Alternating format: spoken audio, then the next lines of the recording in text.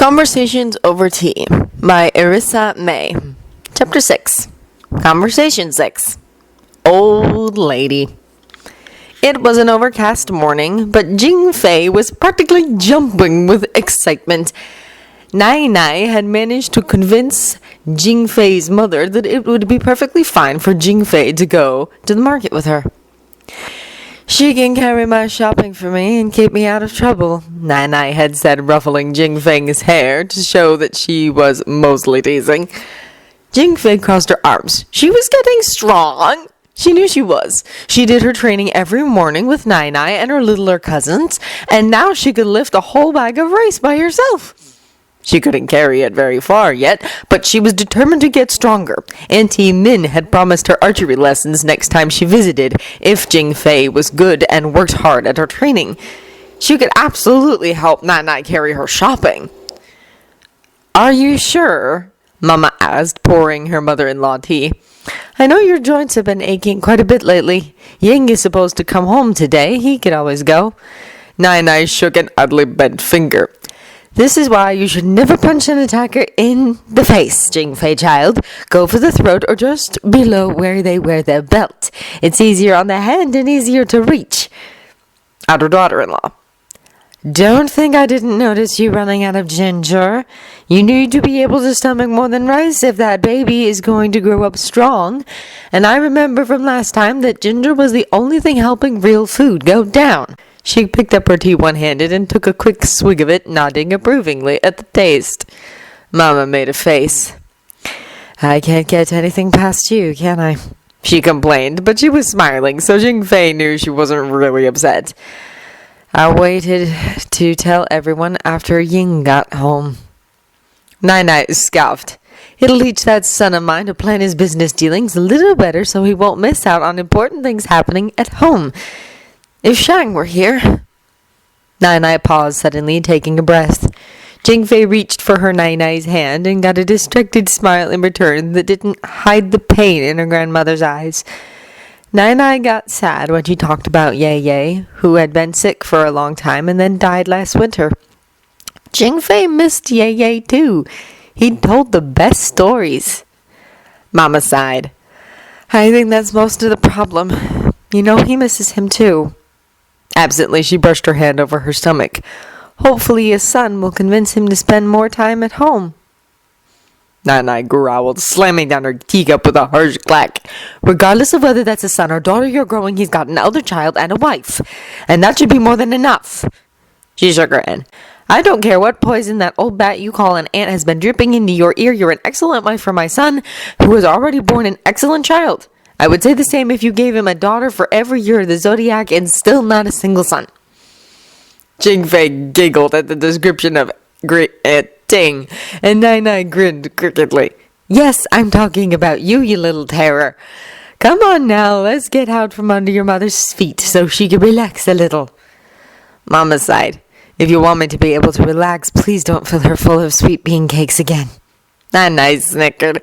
"Never you mind, I'll do that later in the week, then make Ying watch her. Maybe it'll give him a bit more perspective about what he's been leaving you to cope with." Mama rolled her eyes.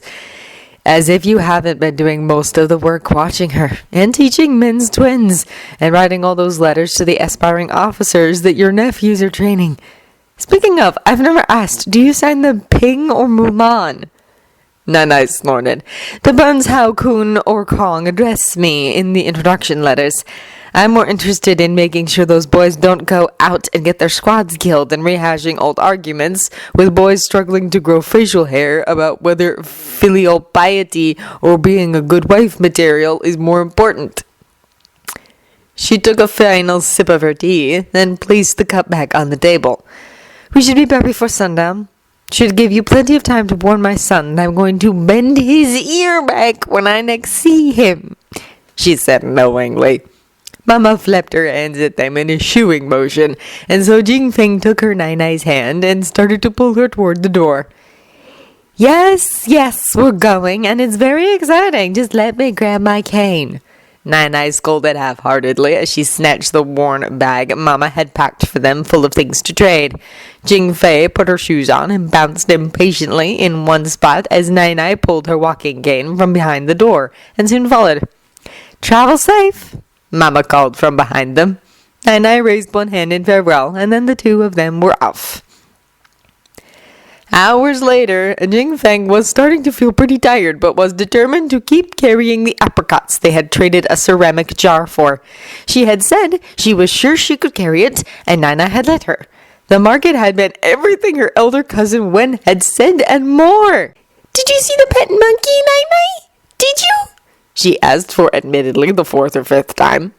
Nai, though, was always patient. "Yes, you know I saw it. Saw it steal fruit from one of the vendors, too. Cheeky thing." "Do you think I could have one? If I asked Ba, maybe he could bring me back one from the capital next time he goes," Jingfei said. Nai laughed. "I think your mother would actually kill him. Maybe try for a dog instead. It's been a while since there was a dog around the house. I could show you how to train one if you're willing to take responsibility." Jingfei nearly dropped the apricots in excitement. She opened her mouth to ask her grandmother what she thought a good name for a dog might be, when suddenly Nai went still. Jingfei looked up the road to the bridge and saw that it was being blocked by a pair of men who were openly carrying rusted swords. She looked back at Nai and followed her abrupt gesture to stand behind her. "Good evening, boys," Nai said in a light voice. "Would you care to let me and my granddaughter through?" she asked politely. "My son is coming home tonight, and I need to make his favorites." From behind her, Jingfei gave her Nai an odd look. Nai hardly ever cooked anything more complicated than rice porridge, and certainly nothing that she would think of as her Ba's favorites. Nai liked to say that was what daughters-in-law were for, which always made Mama roll her eyes but smile. Mama liked cooking and always said she had her kitchen just how she liked it. The two men snickered. The taller one hawked and spat to one side. The shorter one smiled. Jingfei felt shivers travel down her spine. "Oh, of course," he said in an oily voice. "Just leave your bags and I'll let you go. No one needs to get hurt." Nai hefted her bag from her shoulder and put it on the ground. "But Nai," Jingfei protested, tugging on Nai's sleeve. "Mama really needs the ginger root." Nai nodded grimly. "We'll just have to beg some from our neighbors. Your mother would be more worried about us getting home in one piece." The taller man was quick to rummage through the pack and grumbled when the only things he could find in it were tea, silk for spinning, the ginger root, and the toys that Nai had purchased for Jingfei and her cousins. "There's nothing of worth here. They're not even carrying any silver," he grumbled. He snatched the package of apricots that Jingfei had carefully placed on the ground and scowled when all he saw was the fruits, tossing them carelessly to one side. "Of course not," Nai said calmly. "After all, I'm just an old woman taking her granddaughter to the market as a special treat. We're hardly rich merchants. Now, since you boys have taken everything, would you be so kind as to let us on our way? My daughter-in-law will be getting worried, and she'll no doubt send my son after us." She gripped her walking cane loosely, and Jingfei stayed behind her. "Ha! If your son was here, we'd cut his belly open," said the taller one, leering at Jingfei. "Though maybe I spoke too soon, saying you're not carrying anything of value. That granddaughter of yours is pretty enough to fetch a reasonable price. Come here, little girl, and I promise I won't leave your grandmother dying in a ditch." "Jingfei," said Nai in a voice that Jingfei normally only heard during training, "run for help. Go." Jingfei's feet were moving before her brain caught up with what she was doing. She heard the men yell vile curses and heard her Nai curse back, followed by a loud thwacking noise.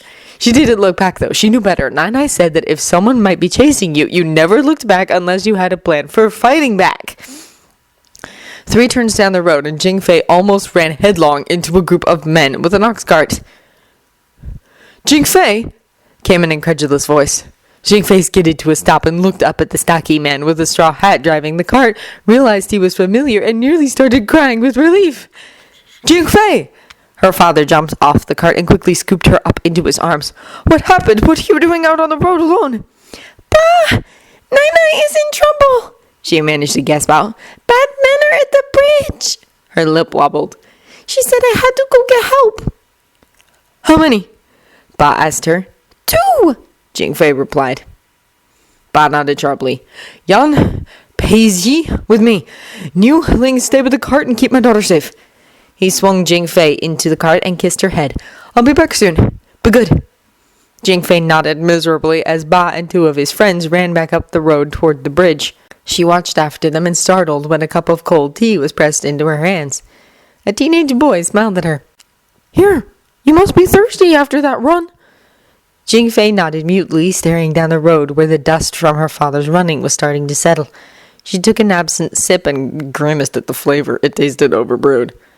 You're very brave, said the boy. My little brothers would be crying right now. Jingfei bit her lip. Nai says it's all right to cry, but it's best to wait until after. She clenched her free hand. And it's not after until everyone's safe. The boy nodded, but winced a little. I hope your father gets there in time, then. Jingfei scowled and handed him back his cup. Nai is going to be fine. She just needed me to get out of the way so she could concentrate, she said, stumbling on the big word. I'm sure you're right, the boy said in that tone that older people sometimes use when they thought Jingfei was wrong because she was little. Jingfei scowled harder and would have retorted, but the other man, as old as Nai and thin as a dried-up grass stalk, started chuckling. Oh, I'm sure old Mulan's fine. No 2-bit thugs are going to get by her, he said in a raspy voice. Jingfei nodded firmly. The boy looked unconvinced, but it was only a few minutes later that one of the men who had run with Ba came running back. He was grinning. Old Lady Adam laid out on the ground before we even got there. He shook his head admiringly. Lost a sleeve to one of the sores, but otherwise not a scratch on her. Ling snorted. Age must be catching up with her then.